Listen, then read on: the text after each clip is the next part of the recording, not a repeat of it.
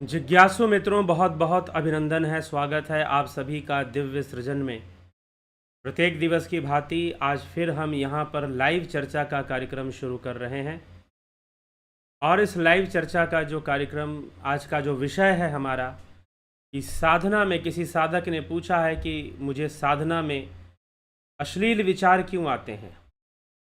साधना में जब मैं बैठता हूँ सुबह सुबह मॉर्निंग मेडिटेशन में, तो अश्लील विचार क्यों आते हैं। तो इस पर हम आज चर्चा करेंगे। तो देखिए, सबसे बड़ी बात क्या है कि जब आप साधना शुरू करते हैं, जब आप ध्यान योग शुरू करते हैं या किसी भी प्रकार की आध्यात्मिक उन्नति के लिए कोई कार्य जब आप शुरू करते हैं, प्रारंभ करते हैं, बाहर से नहीं भीतर से, बाहर से नहीं भीतर से, ठीक है, बाहर से दिखावे के लिए प्रयास करना नहीं। जब हम वाकई में यह निश्चय कर लेते हैं कि हमें सभी बंधनों से मुक्त होना है और हमें योग करना है, हमें ध्यान योग करना है, हमें साधना करनी है और अभ्यास करना है। भगवान श्री कृष्ण ने अर्जुन को अभ्यास के लिए प्रेरित किया।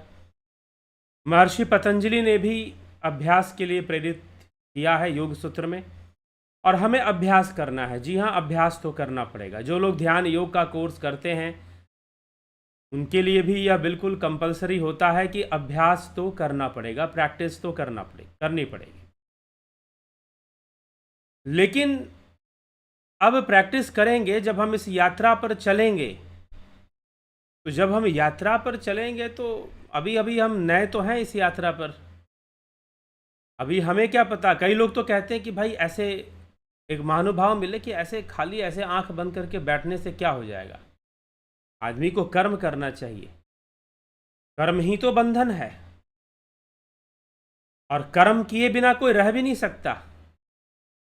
यही तो भगवान कृष्ण ने अर्जुन को समझाया कि अर्जुन, ऐसा संभव ही नहीं है कि कोई जीव बिना कर्म के रह जाए। प्रकृति उससे कर्म करवाती ही करवाती है। तो कर्म करना चाहिए, कर्म करना चाहिए। ये उपदेश देने से क्या हो जाएगा भाई? प्रकृति तो कर्म करवा ही रही है। हाँ, हमें संकल्पवान बन के कर्म करना चाहिए। क्योंकि अगर हम कर्म ना भी करें, हम सोचें कि हम कर्म नहीं करेंगे, तो प्रकृति तो जबरदस्ती करवा लेगी।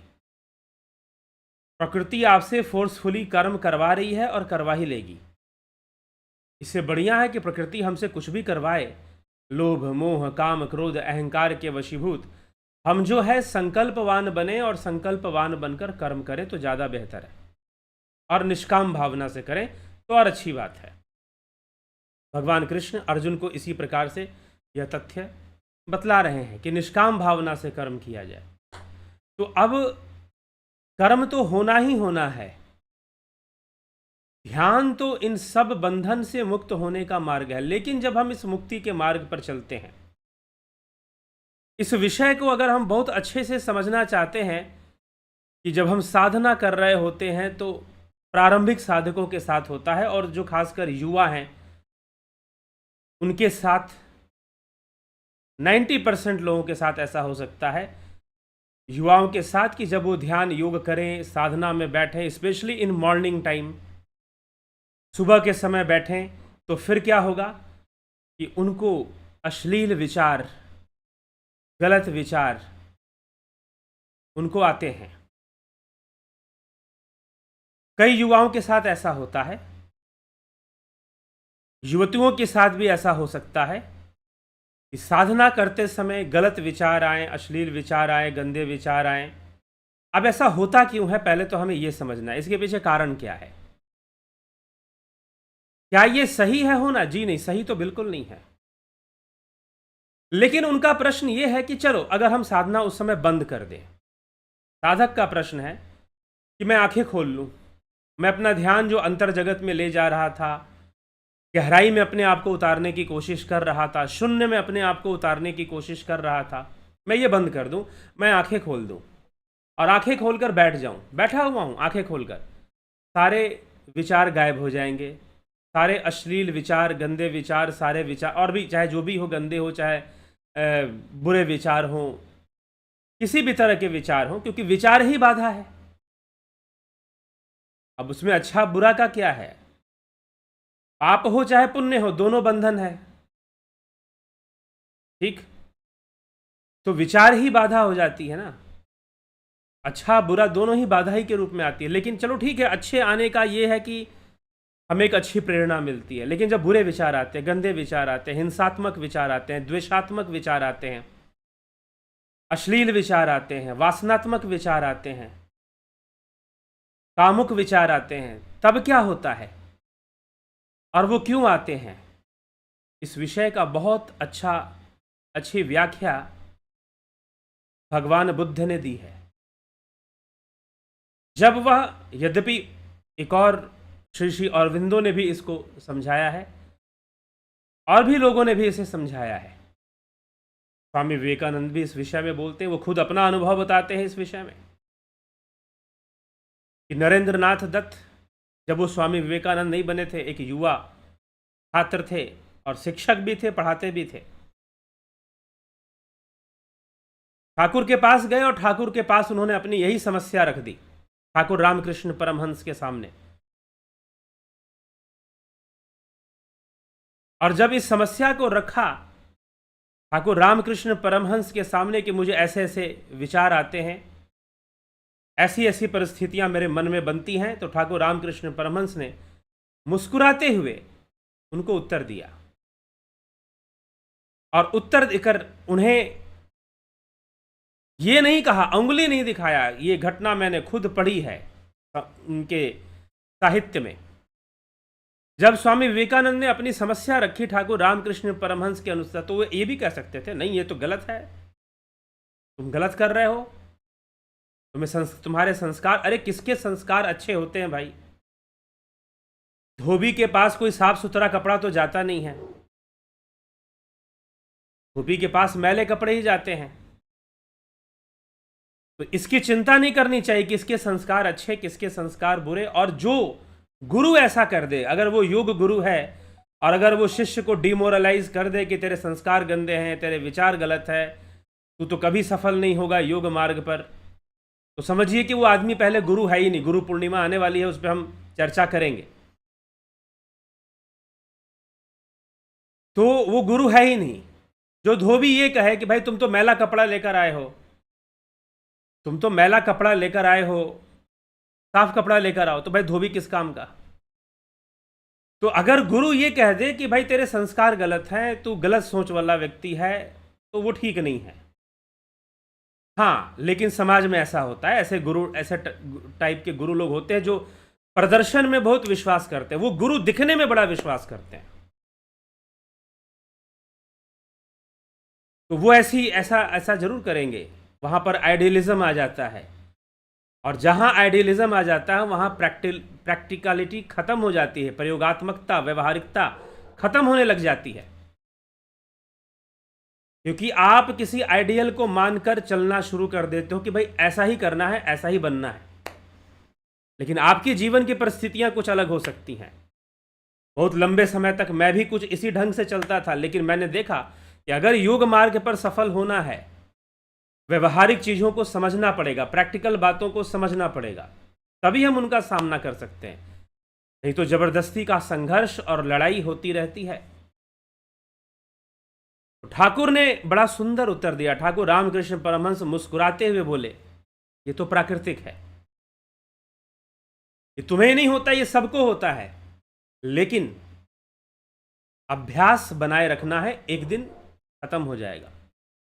ट्रेन में बैठ जाओ, चलते रहो, स्टेशन पे स्टेशन आते जाएंगी, अवस्थाएं आती जाएंगी, अवस्थाएं आती जाएंगी, तुम आगे बढ़ जाओगे, ये चीजें पीछे छूट जाएंगी। अभ्यास करते रहो, अभ्यासवान बने रहो, प्रैक्टिस करते रहो। इसी प्रकार से श्री श्यामाचरण लाड़ी महाशय का एक शिष्य था। उसकी बड़ी इच्छा हुई कि वो ध्यान योग सीखे, साधना सीखे, और वो गया अपने गुरु के पास, श्री श्यामाचरण लाड़ी महाशय जी के पास, वाराणसी में, काशी में, आज भी उनका स्थान है।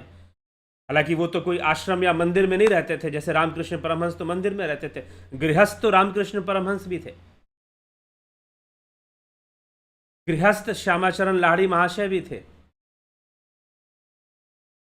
और उनका एक शिष्य जो है वो जाता है कि मुझे ध्यान योग सीखना है, मुझे ज्ञान की प्राप्ति करनी है। ये पुराण पुरुष के अंतर्गत उनकी जो उनके ट्रस्ट से जो पुस्तक छपती है, पब्लिश होती है, तो उन्होंने कई डायरियों में बहुत सारी बातें लिखी थी, तो उनकी जीवनी को लिखा गया पुराण पुरुष नामक एक ग्रंथ में। तो शिष्य जाता है कि मुझे ध्यान योग सीखना, मुझे आप दीक्षित कीजिए, मुझे ज्ञान दीजिए और मुझे योग के मार्ग पर लगाइए, मुझे साधना सिखाइए। वो जाकर गुरु से रिक्वेस्ट करता है, प्रार्थना करता है कि आप मुझे मेरा मार्गदर्शन करिए। ठीक है, गुरुदेव तैयार हो जाते हैं, श्री श्यामाचरण लाहिड़ी महाशय तैयार हो जाते हैं कि ठीक है, मैं तुम्हें योग सिखाऊंगा।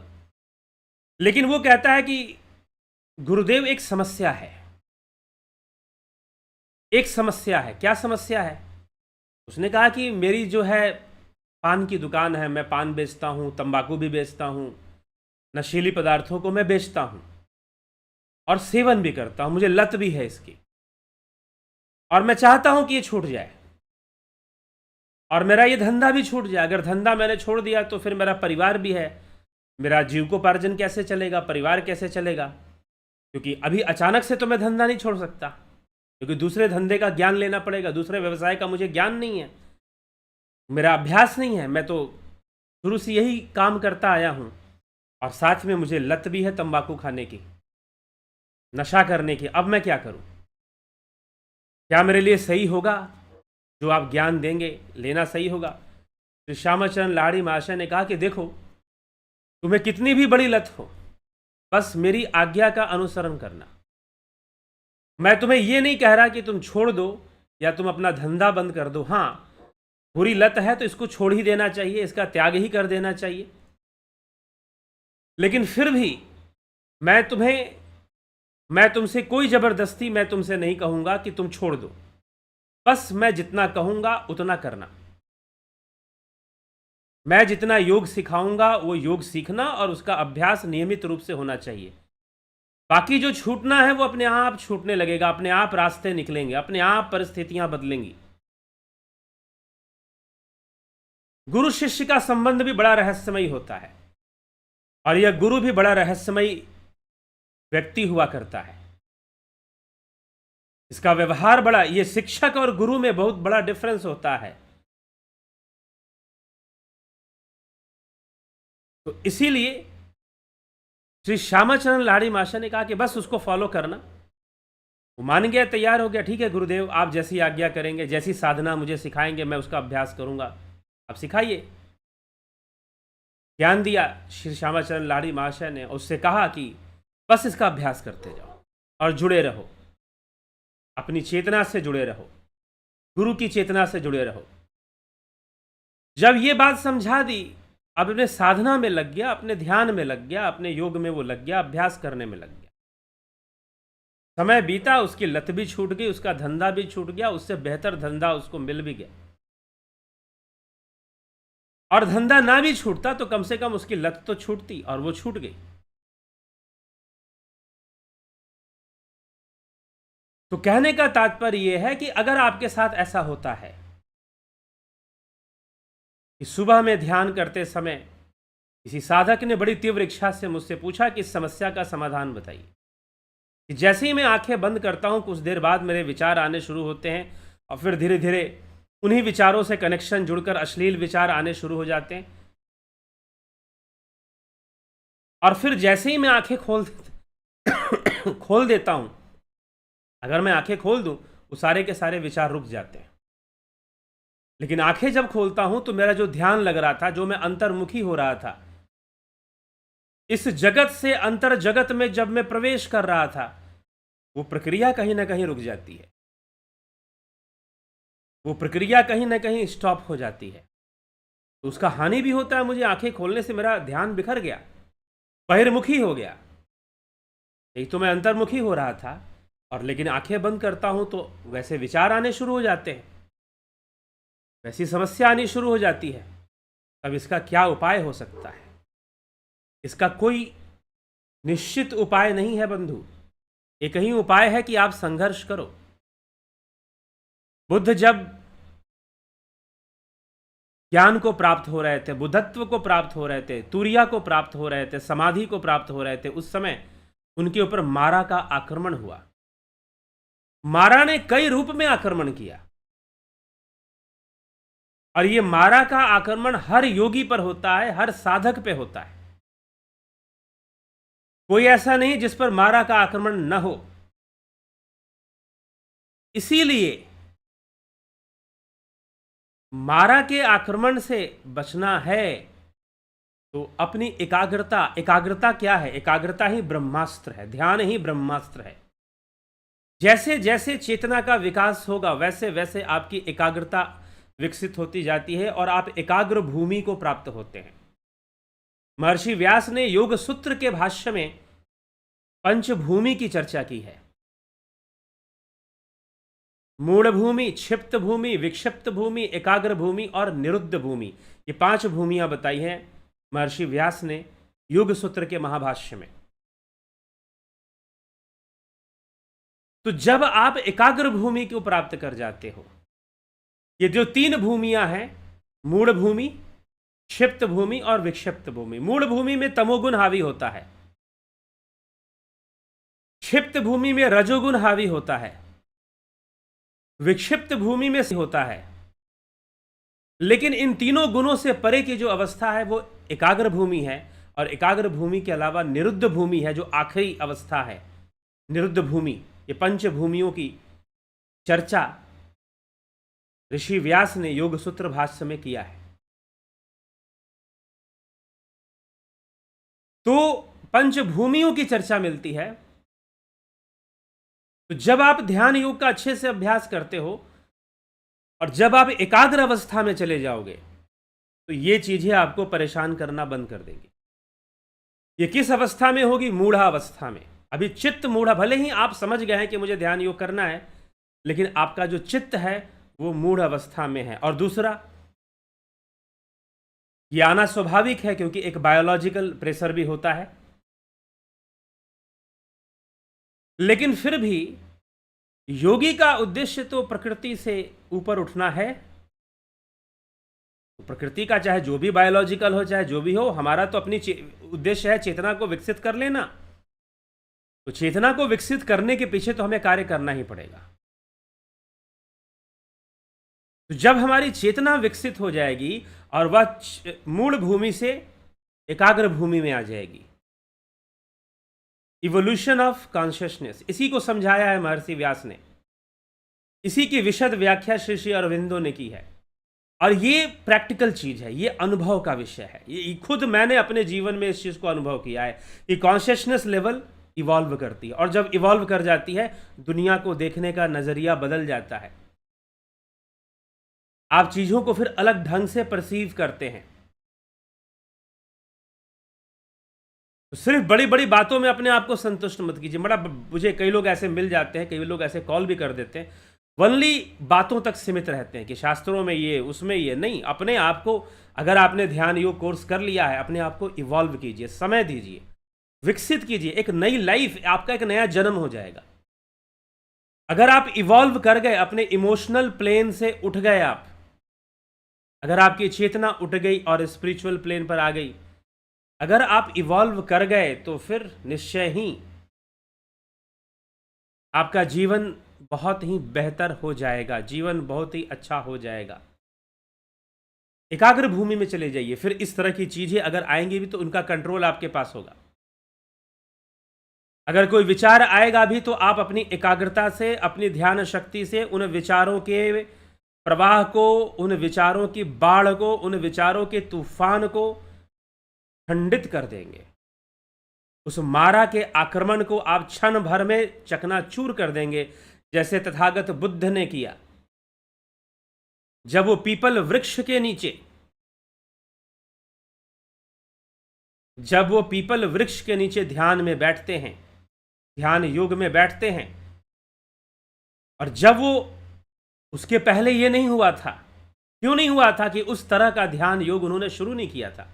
अनेकों प्रकार के तप किए, शरीर उत्पीड़न तप किया, अन्न जल सब त्याग दिया गौतम बुद्ध ने, सिद्धार्थ गौतम ने, लेकिन फिर भी साक्षात्कार नहीं हुआ।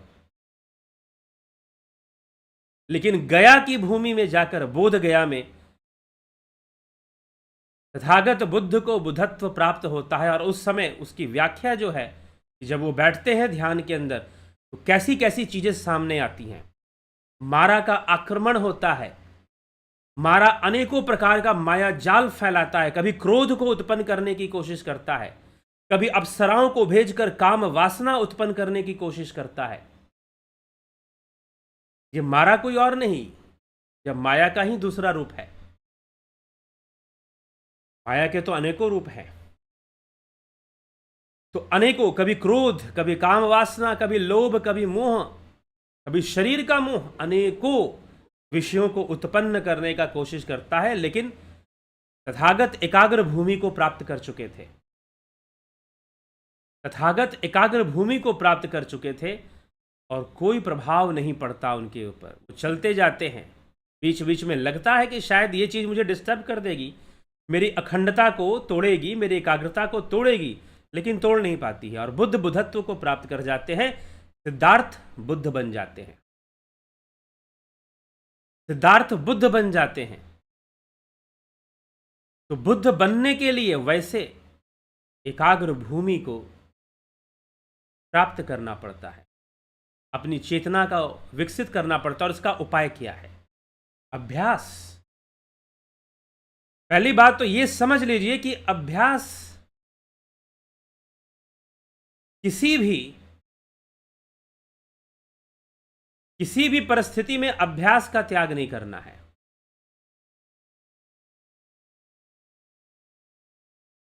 किसी भी परिस्थिति में अभ्यास का त्याग नहीं करना है, प्रैक्टिस का त्याग नहीं करना है, अभ्यास करना है, बैठना है ध्यान में।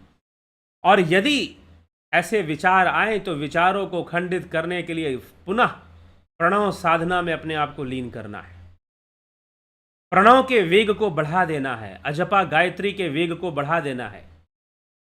और जैसे ही बढ़ाओगे, सारे विचारों का तूफान खत्म हो जाएगा, डिस्ट्रॉय हो जाएगा। आंखें भी खोलने की जरूरत नहीं है। सुबह हम लोग ध्यान योग का अभ्यास करते हैं,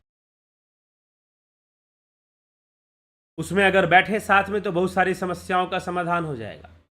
तो बता दिया जाता है कि विचारों के तूफान, अब विचार कैसे भी हो, अश्लील भी हो सकते हैं, गुस्से वाले भी हो सकते हैं, इमोशनल भी हो सकते हैं, बहुत तरह के थॉट्स आपके हो सकते हैं, भावुक विचार भी आ सकते हैं। लेकिन उन विचारों को अपने ऊपर हावी होने नहीं देना है, और अपनी एकाग्रता को बनाए रखना है, अपनी अखंडता को बनाए रखना है। ये मात्र अभ्यास और टेक्निक से पॉसिबल है। ट्रिक, टेक्निक मतलब युक्ति, युक्ति को अपनाना है। ठीक है? गुरु का कार्य है युक्ति को प्रदान करना, युक्ति को अपनाना है, टेक्निक को अपनाना है, और अभ्यास करना है, प्रैक्टिस करना है। धीरे धीरे वह विकसित होता है, धीरे धीरे वह डेवलप होता है, विकसित होता है। जब तक हम अभ्यास नहीं करेंगे और समझेंगे नहीं कि भाई इस चीज को कैसे हटाना है, तब तक ये चीजें आएंगी, क्योंकि हम मूढ़ अवस्था में हैं। लेकिन जब हम एकाग्र भूमि को प्राप्त हो जाएंगे, तो इन सभी चीजों को हटा पाना, रोक पाना बहुत सरल हो जाता है, बहुत आसान हो जाता है। और ध्यान में फिर ध्यान ही होता है। ठीक है, बाकी कर्म में आपके कई कर्तव्य हो सकते हैं, आप कैसे जीवन में हैं,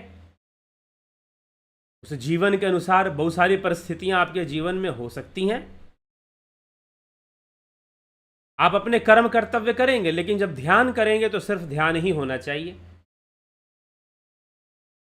जब ध्यान करेंगे तो सिर्फ ध्यान ही होना चाहिए, दूसरा कुछ नहीं होना चाहिए। ठीक है?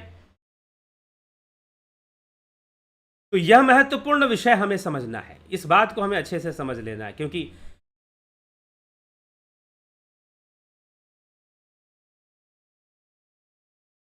चलोगे तो चलना तो देखो पड़ेगा, ज्ञान के मार्ग पर, ध्यान के मार्ग पर। रास्ते में कांटे तो होंगे, लेकिन चलना पड़ेगा। चल लोगे तो बस चल लोगे, इतना भी मुश्किल नहीं है। कांटे वाटे मत सोचो ज़्यादा। कुछ लोग सोचते हैं कि भाई कांटे होते हैं, कांटे चुभेंगे। कुछ लोग, कई बार ऐसा, जैसे कि उपनिषदों में कहा गया है, युग के मार्ग पर चलने का मतलब छुरी की धार पर चलना। छुरी की धार पर चलने का मतलब ये नहीं कि चलोगे तो पैर कट जाएंगे, जी नहीं, ऐसा कुछ भी नहीं। तकलीफ होगी, दर्द होगा, नहीं। छुरी की धार बहुत पतली होती है, वहां से स्लिप होने के चांसेस बहुत ज्यादा होते हैं। योगी कई बार गिरता है, फिर उठता है, गिरता है, उठता है, गिरता है, उठता है, चलता रहता है। उठना पड़ता है, बार बार उठना पड़ता है, बार बार चलना पड़ता है। राह में धूप तो होगी, चल सको तो चलो, चलना पड़ता है। तो गर्मी हो सकती है, कभी बरसात हो सकती है, कभी साधना खूब अच्छी चलेगी, कभी नहीं चलेगी, कभी एकाग्रता बहुत अच्छी बनेगी, कभी नहीं बनेगी। लेकिन साधक को अभ्यास करते रहना पड़ता है। मन लगे चाहे ना लगे, मन का काम है नहीं लगना।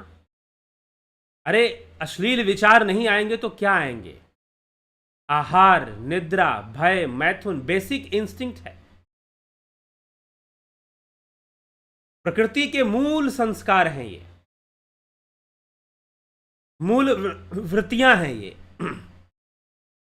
किसी भी योनि में हो जीव, चाहे मनुष्य योनि में हो, चाहे पशु योनि में हो, किसी भी योनि में हो जीव, किसी भी योनि में हो, आहार, निद्रा, भय और मैथुन, ये चार चीजें उसके साथ हमेशा रहती। जीव चाहे किसी भी योनि में हो, आहार, निद्रा, भय, मैथुन, ये चार चीज तो उसके साथ हमेशा रहती ही रहती हैं। तो फिर क्यों नहीं अश्लील विचार आएंगे? क्यों नहीं गंदे विचार आएंगे? क्या आएगा? अंदर में जो पड़ा है वही तो निकल कर आएगा। हमारे सब कॉन्शियस माइंड में, अवचेतन में जो पड़ा है, जन्मों जन्म के संस्कार पड़े हैं, जन्मों जन्म के कर्म पड़े हैं। मधुमक्खी के छत्ते की तरह जब आप ध्यान करते हो तो क्या करते हो? आप उस मधुमक्खी के छत्ते को छेड़ देते हो। एक साधक ने बहुत अच्छे से इस विषय पर चर्चा की और उसने कहा कि सर जब मैं ध्यान नहीं करता हूं तो ऐसा कुछ भी नहीं होता, कोई अश्लील विचार मुझे परेशान नहीं करता। आंखें खोलकर बैठा हूं, कोई वासना हावी नहीं हो रही है, कोई अश्लील विचार मुझे परेशान नहीं कर रहा। लेकिन जैसे ही आंखें बंद की, ध्यान में बैठने लगा, साधना शुरू कर दी, अभ्यास शुरू कर दिया, अश्लील विचारों का तूफान मेरे ऊपर हावी हो जाता है। और दूसरे भी कई विचार अश्लील होते हैं, कई क्रोध उत्पन्न करने वाले होते हैं, कई मोह उत्पन्न करने वाले होते हैं। कई बार तो मैं ध्यान में बैठकर सारे दिन की प्लानिंग कर रहा होता हूं कि आज क्या क्या करना है। कई बार तो मैं छुट्टियों में अपने वेकेशन में टूर प्लान कर रहा होता हूं कि आज कहां जाना है, कहां घूम के आना है, किधर घूम कर आना है। वेकेशन हो रही है, छुट्टी आ रही, तो उसको प्लान करता हूं। कब प्लान करता हूं? जब ध्यान में बैठ जाता हूं। और प्लानिंग बड़ी अच्छी होती है, एकाग्रता है, लेकिन ध्यान तो रुक गया, बहुत तरह के विचार आ गए, बहुत तरह की परिस्थितियां बन गई। तो ये सारी दिक्कतें एक साधक के साथ आती हैं और स्वाभाविक हैं, प्राकृतिक हैं, होता है ये सब। क्योंकि हमारे सब कॉन्शियस माइंड में, बुद्ध कहा करते थे कि अगर मनुष्य के पिछले सभी जन्मों की अस्थियों को इकट्ठा कर दिया जाए, हड्डियों को इकट्ठा कर दिया जाए, तो हिमालय जैसा पर्वत बन जाए। इतनी बार जन्म ले चुका है और इतनी बार वो भोगों को भोगना, जन्म लेना, अनेक योनियों में बस आहार निद्रा भय मैथुन, आहार निद्रा भय मैथुन, ये तो चलता ही रहेगा ना।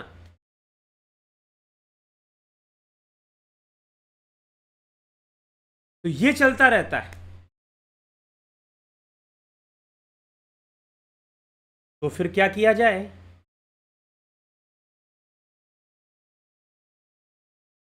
कैसे बचा जाए?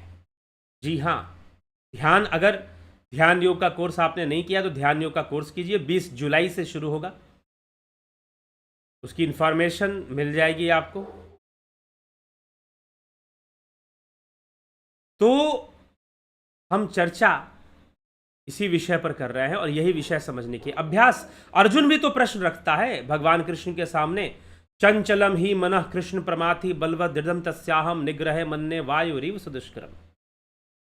हे श्री कृष्ण, यह मन बहुत ही चंचल वायु के समान, बहुत ही बलवान, बहुत ही दृढ़, बहुत ही शक्तिशाली है, इसका निग्रह तो असंभव लगता है। तो श्री कृष्ण कहते हैं असंशयम महाबाहो मनो दुर्निग्रहम चलम अभ्यासेन तू कौन्तेय वैराग्येन च गृह्यते। अभ्यास और वैराग्य का सहारा लो। मैं आपसे कह रहा हूं अभ्यास और युक्ति का सहारा लो, टेक्निक का सहारा लो। और टेक्निक कहां से पता चलेगा? जो खुद जानता है, जिसने खुद अभ्यास किया है, वो टेक्निक भी बताएगा, अभ्यास करने का तरीका भी बताएगा और इन विचारों को रोकना आसान हो जाएगा। लेकिन जब तक आपकी कॉन्शियसनेस इवॉल्व नहीं करेगी, अगर हमें शरीर में ना कोई घाव हो जाए, कहीं चोट लग जाए या कोई बीमारी हो जाए, तो डॉक्टर हमें मेडिसिन देता है। आपको कोई घाव हो गया, चोट लग गई, आप डॉक्टर के पास जाओगे, वो मेडिसिन दे देगा, एंटीबायोटिक दे देगा, इंजेक्शन भी दे देगा, दवाइयाँ बोलेगा, घाव को धोने के लिए बोलेगा कि धोया करो, इसे वॉशिंग नियम में रहा करो। जैसे जैसे घाव ठीक होता जाएगा, ठीक होता जाएगा, ठीक होता जाएगा, जब पूरी तरह से भर जाएगा और फिर डॉक्टर आपको बुलाएगा कि भाई इतने दिन बाद आना, इतने दिन बाद आना, बुलाता है ना डॉक्टर। और जब घाव भर जाएगा पूरी तरह से और डॉक्टर के पास जाओगे, डॉक्टर बोलेगा नो मेडिसिन, अब तुमको मेडिसिन की आवश्यकता नहीं है, अब नॉर्मल लाइफ रहो, जियो, जैसे हो वैसे रहो, कोई फर्क नहीं पड़ता। यही हमारे शास्त्र कहते हैं, यही आदि गुरु शंकराचार्य कहते हैं, योगरतो व भोगरतो व संगरतो व संग विहीन। क्या फर्क पड़ता है कि जंगल में रहता है कि घर में रहता है, भिखारी बनकर रहता है कि राजा बनकर रहता है, कोई फर्क नहीं पड़ता। योगी तो योगी है जब वो उस अवस्था को प्राप्त कर गया, तब एकाग्र अवस्था को प्राप्त कर गया, एकाग्र भूमि को प्राप्त कर गया, इवॉल्व हो गया। कैसे भी रहे, कितने भी विवाह कर ले, कोई फर्क पड़ने वाला नहीं है उस योगी को, क्योंकि वो ऐसी अवस्था में जा चुका है, ऐसी बातों को समझ चुका है, ऐसी बातों को वो समझ चुका है कि उसे कोई फर्क नहीं पड़ता। अब भोग के विषय, सांसारिक विषय उसे मिल भी जाए तो उसे डिस्टर्ब नहीं करते, ना भी मिले तो भी वो संतुष्ट है, और मिल भी जाए तो भी उसे डिस्टर्ब नहीं करते, ना भी मिले इट्स ओके, नो प्रॉब्लम। सारे योगियों ने, आदि गुरु शंकराचार्य स्वयं परिव्राजक थे, लेकिन फिर भी वो इस रहस्य को लिखते हैं, बतलाते हैं, और गीता में तो श्री कृष्ण बहुत अच्छे से समझाते हैं इसी बात को। इसीलिए इवॉल्व कीजिए अपने आप को, विकसित कीजिए अपने आप को, अपनी एकाग्रता को विकसित कीजिए। मूढ़ भूमि से एकाग्र भूमि में आइए, क्षिप्त भूमि से एकाग्र भूमि में आइए, विक्षिप्त भूमि से एकाग्र भूमि में आइए।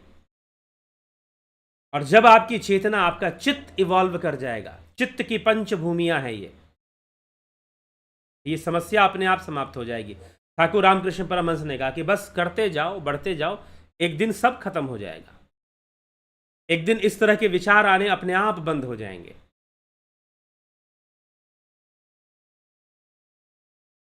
स्वामी विवेकानंद को समझाया ठाकुर रामकृष्ण परमहंस, अभ्यास करते जाओ, घबराने की जरूरत नहीं है, धैर्य रखने की आवश्यकता है। तो योग मार्ग पर हमें चलना पड़ता है, चरैवेति चरैवेति।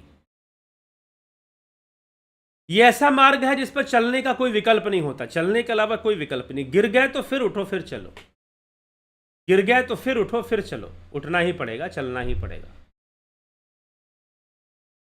बस यही बात हमको समझनी चाहिए।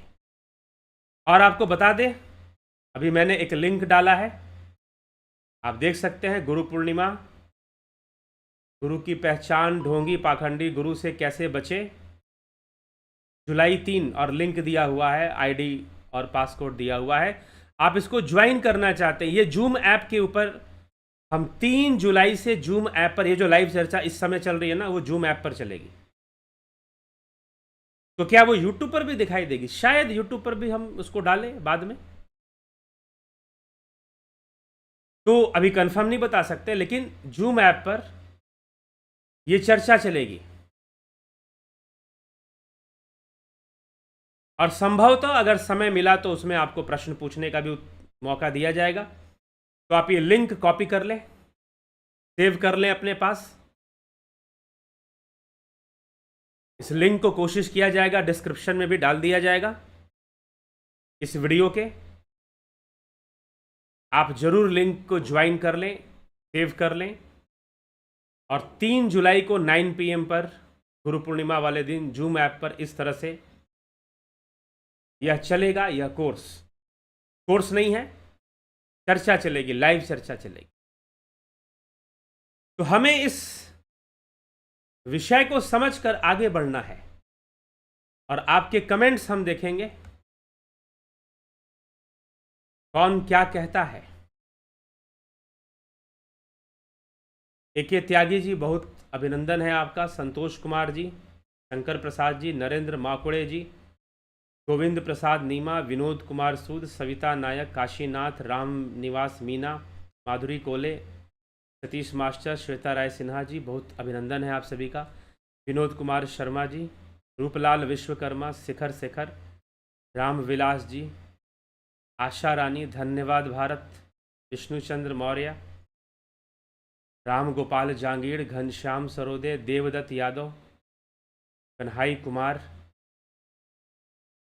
सुधीर सिंह जमवाल जी,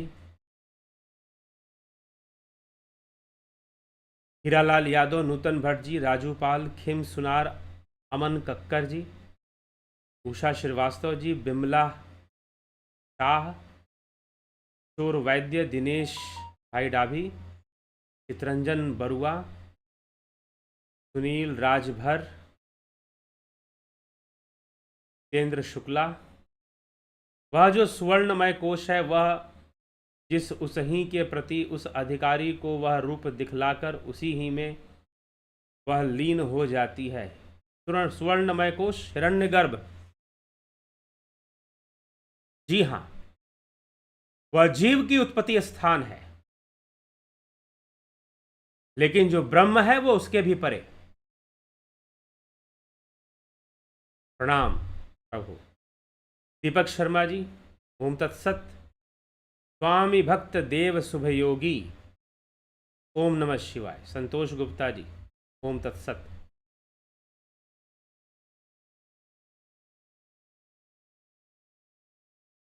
गुरु जी प्रणाम। प्रकृति पुरुष के मिलन को कैसे समझा जाए? प्रकृति पुरुष का मिलन तब समझ में आएगा जब प्रकृति पुरुष का विच्छेद होगा, वियोग होगा। दृष्टा दृश्य के संबंध को तोड़ना ही तो योग का लक्ष्य है। और जब तक तोड़ोगे नहीं तब तक ये समझ में नहीं आएगा कि मिलन कैसा है। समझ गए? जब तक तोड़ोगे नहीं प्रकृति पुरुष का जो संबंध है, दृष्टा दृश्य का संबंध है, तो जब तक इस संबंध को तोड़ोगे नहीं तब तक इनका मिलन किस प्रकार से हो रखा है वो भी समझना मुश्किल है। योग सूत्र में हमने काफी इस संबंध में व्याख्या की दी है कि ये योग सूत्र का विषय है, सांख्य सूत्र का विषय है, सांख्य दर्शन का विषय है। सांख्य दर्शन से ही योग दर्शन विकसित हुआ।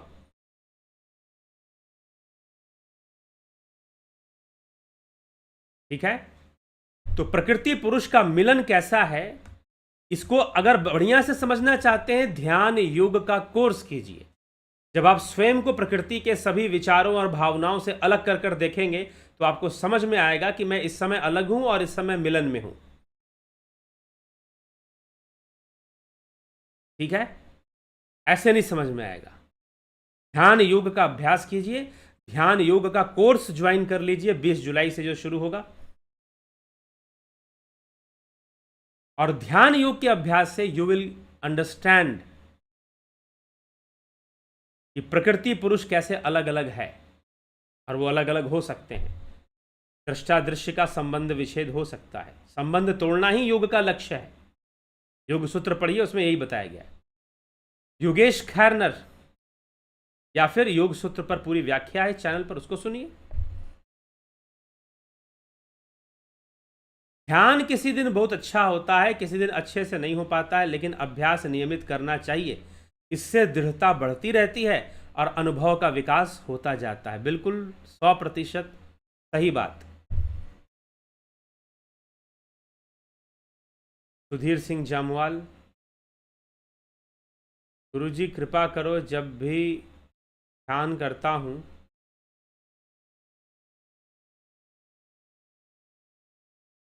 कई बार अच्छे बुरे विचार आते रहते हैं, मगर आपके बताए अभ्यास से थोड़ा थोड़ा प्रयास चल रहा है, फिर भी कभी श्री को झटके क्यों लगते हैं। हाँ, अब निद्रा भी आती है। बहुत सारे विचारों को जब आप आगे बढ़ जाओगे तो आखिरी में निद्रा आपके ऊपर हावी होगी। कितना भी सो लो, ध्यान के समय अलग से नींद आएगी। ये भी मन का, ये भी तो आहार, निद्रा, भय, मैथुन, ये चारों हावी होंगे भाई।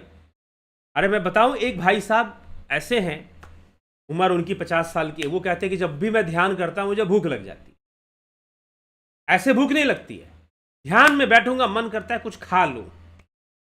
पता नहीं कमजोरी होनी शुरू हो जाती है कि क्या हो जाता है, मुझे भूख लग जाती है। कोई कमजोरी नहीं हो रही है।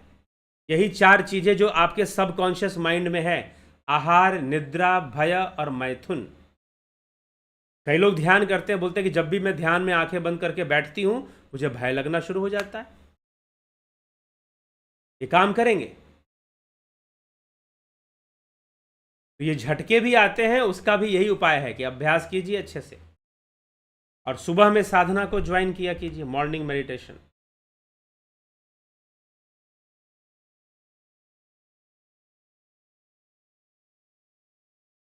रामविलास जी, सर हम पहले जीवन के प्रति ग्रह समस्या से हमेशा अशांत रहते थे, पर अब ध्यान योग करने से सभी समस्या खत्म हो गया है और ग्रह भी नहीं परेशान करते। बिल्कुल ध्यान करोगे तो केतु शांत, राहु शांत, शनिदेव प्रसन्न, गुरुदेव प्रसन्न, सूर्य प्रसन्न। ध्यान करोगे तो सूर्य भी प्रसन्न, सारे ग्रह प्रसन्न होते हैं ध्यान करने से। विशेषकर सूर्य जो आध्यात्मिक ग्रह है, केतु आध्यात्मिक ग्रह है लेकिन पाप ग्रह भी है साथ में, राहु बहुत परेशान करने वाला। विचारों को अगर रोकने लग गए, ध्यान करने लग गए, तो बहुत सारे ग्रह अपने आप शांत होने लगेंगे और उनका जो फल है उसमें भी कमी आनी शुरू हो जाती है, बुरे फलों में। शर्मानंद पंडित जी, ओम तत्सत। सुरेखा असवार जी, अभिनंदन है आपका, धन्यवाद भारत। आप कम्युनिटी पोस्ट कर दीजिएगा। किसका कम्युनिटी पोस्ट कर दे भाई? जूम लिंक का कर देंगे, जरूर कर देंगे। ठीक। नरेंद्र माकोड़े जी, आज का सत्संग प्रवचन उत्साह बढ़ाने वाला है। ध्यान योग के अभ्यास के प्रति धन्यवाद। जी हाँ, यही तो है। और ये फॉर्मूला हर जगह लागू होता है। मान लो कोई आदमी, कोई बच्चा जो है साइकिल चला रहा है, सीख रहा है। अब साइकिल चलाएगा नया नया तो हर आदमी गिरता है। हो सकता है कि बाइक चलाते समय कोई व्यक्ति कभी गिरा ना हो। कई बार बाइक, मोटरसाइकिल सीखते समय भी लोग गिरते हैं, लेकिन फिर भी ऐसे भी हैं जो कि ज़्यादातर ऐसे लोग हैं जिन्होंने बाइक चलाना सीखा लेकिन गिरे नहीं। क्यों? क्योंकि वो साइकिल पहले से जान रहे होते हैं। लेकिन साइकिल चलाने वाला हर बालक जब वो साइकिल सीखता है, बाईसाइकिल सीखता है, तो गिरता जरूर है, अपने घुटने उठने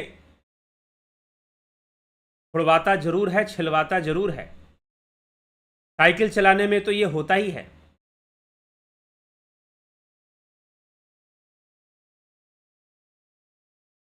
ठीक है, साइकिल चलाने में तो ये होता ही है जी, बिल्कुल होता है। तो वैसे ही अगर गिर गए तो गिरने के डर से अब चलाओगे ही नहीं, तो सारी जिंदगी साइकिल नहीं सीख पाओगे। साइकिल नहीं सीख पाओगे तो मोटरसाइकिल चलाने में भी दिक्कत, कार चलाने में स्टीयरिंग का एक्सपीरियंस ही नहीं आ पाएगा आपके पास, कार भी सीखने में दिक्कत। लेकिन जिसने साइकिल चला ली, हैंडल संभालना सीख लिया, उसके लिए बाकी गाड़ियों को सीखने में बहुत समय नहीं लगने वाला। कहने का अर्थ है कि गिरने के डर से अगर चलेगा ही नहीं मार्ग पर, गिरने के डर से मार्ग पर चलेगा ही नहीं, तो कभी कुछ कर नहीं पाएगा। चलना तो पड़ेगा, रिस्क तो लेना पड़ेगा। No risk no life. अब आलतू फालतू के रिस्क लेने के लिए मैं नहीं कह रहा हूं। किसी को अगर साइकिल चलानी है, सीखना है, गिरेगा, लेकिन गिरकर उठना पड़ेगा, दोबारा साइकिल पकड़नी पड़ेगी, चलना पड़ेगा। और जब वो चलेगा, अभ्यास करेगा, तो सीख भी जाएगा। वो तो साइकिल है। ये तो जन्म मरण, जन्मों जन्म का सिद्धांत यहां लागू हो रहा है। ध्यान योग में अभ्यास करना पड़ेगा, अभ्यासी बनना पड़ेगा। अर्जुन के लिए यही नियम था भाई। हमारे लिए नियम थोड़ी ना बदल जाएगा, हमारे लिए नियम नहीं बदल जाएगा। तो इसीलिए बस चाहिए क्या? युक्ति चाहिए, टेक्निक चाहिए, और टेक्निक का अभ्यास करना पड़ेगा। टेक्निक जो खुद जानकार है, जिसने खुद उस टेक्निक का अभ्यास कर लिया है, कई वर्षों से अभ्यास कर कर देख चुका है, वो आपको बता देगा कि भाई कैसे अभ्यास करना है। हाँ, ऐसे लोगों से मत अभ्यास सीखा करो जो कि कहीं से कॉपी पेस्ट कर लेते हैं। चलो भाई हम इधर से, आजकल क्या है ना कि बहुत सारे लोग जो हैं इस रास्ते में, ये कथावाचक होना और मेडिटेशन ट्रेनर होना, ये सब एक प्रोफेशन की तरह भी समझते हैं। उनके खुद का अभ्यास परिपक्व नहीं होता और सिखाना शुरू कर देते हैं। ऐसी भी समस्याएं आ जाती हैं। तो अभ्यास करते हुए जिसने खुद देखा है, चलते हुए देखा है, तो वो आपको कुछ चला सकता है, वो आपको कुछ बता सकता है। तो इसलिए हमें जागरूक होना है और अभ्यासी बनना है। समस्या का समाधान जरूर मिलेगा। चेतना विकसित होगी, और जब चेतना विकसित होगी तो बहुत आनंद और बहुत खुशी आपको जीवन में मिलती है, बहुत रिलीफ। जैसे अभी रामविलास जी ने कहा कि मैं बहुत रिलीफ महसूस करता हूं। ग्रहों के कारण मैं समस्या में रहता था, लेकिन अब जब से ध्यान योग कर रहा हूं, कई सारी समस्याएं, कई सारी परेशानियां मेरी दूर हो चुकी हैं। जी हाँ, आप मन से रिलीफ महसूस करना शुरू कर देंगे तो प्रकृति में, बाहर में जो चीजें हैं वो भी बदलना शुरू हो जाएंगी। और गुरु की चेतना से जुड़े रहे, योगी की चेतना से जुड़े रहे, तो उसका भी लाभ मिलना शुरू हो जाता है। तो यह विषय है। बिल्कुल ऐसे परिवर्तन, एक ऐसा नहीं कि रामविलास जी ऐसा कह रहे हैं। कई लोग जिन्होंने ध्यान योग कोर्स किया है, वो अक्सर ऐसी बातें, ऐसी चीजें वो कहते हैं, कई बार यहां भी कमेंट करते हैं। लेकिन अभ्यासी तो बनना पड़ेगा, बिना अभ्यास के तो नहीं होगा। लगना पड़ेगा, चलना पड़ेगा। अर्जुन जैसा धनुर्धारी, उसके पास कोई विकल्प नहीं है। उसके लिए जब वही नियम है, तो हम साधारण मनुष्यों के लिए नियम बदल कैसे जाएगा? मैं हूं, चाहे आप हो, चाहे कोई भी हो, साधारण मनुष्यों के लिए नियम कैसे बदल जाएगा? नहीं बदलेगा। वही नियम रहेगा जो श्री कृष्ण भगवान ने अर्जुन को बताया है। ठीक है, तो अभ्यासी बनिए। सुधीर सिंह जम्वाल, गुरुजी धन्यबद्ध आप, धन्यवाद। आपके बताए मार्ग बहुत ही सरलता से योग की परिवेश सिखा देते हैं। बढ़िया मेथड और टेक्निक्स हैं गुरुजी, बहुत ज्ञानवर्धक सुझाव और सहजता से हम ज्ञान आपके माध्यम से, जी हाँ, प्राप्त कीजिए, लाभ उठाइए। ठीक है, तो यह सब है, और इन सब विषयों को हमें गंभीरता से समझना चाहिए। चलिए आगे बढ़ते हैं और इस कार्यक्रम को अभी विराम करते हैं, विराम देते हैं। कल फिर 9 PM पर मिलेंगे। जरूर कुछ ना कुछ तो मिलेगा ही आपको। और 3 जुलाई को गुरु पूर्णिमा के दिन जूम ऐप पर लाइव चर्चा हम करेंगे। उस दिन से शायद डेली ही लाइव चर्चा उस पर हो। लिंक कम्युनिटी पोस्ट में मिल जाएगा। चलिए, तो अभी विराम देते हैं, आपसे विदा लेते हैं। कल फिर मिलते हैं 9 PM लाइव चर्चा पर। बहुत बहुत आभार आप सभी का।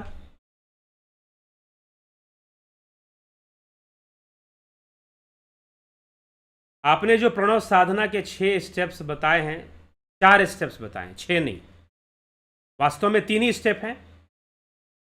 चौथा तो निरुद्ध अवस्था के लिए है, तो 6 स्टेप्स तो नहीं है। एक बार आप सुबह की साधना ज्वाइन कर लीजिए, समय निकालकर, क्लियर हो जाएगा।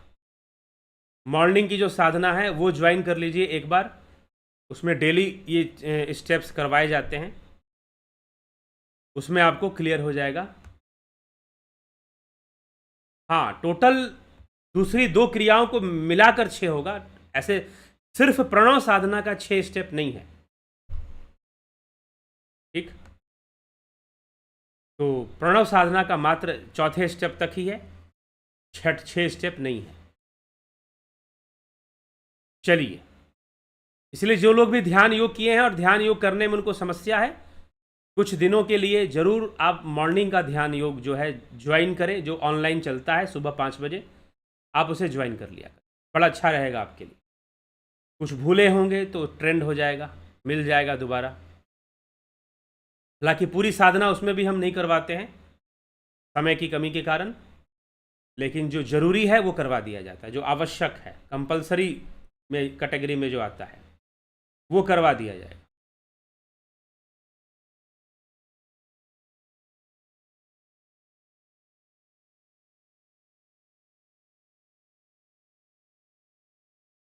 ठीक,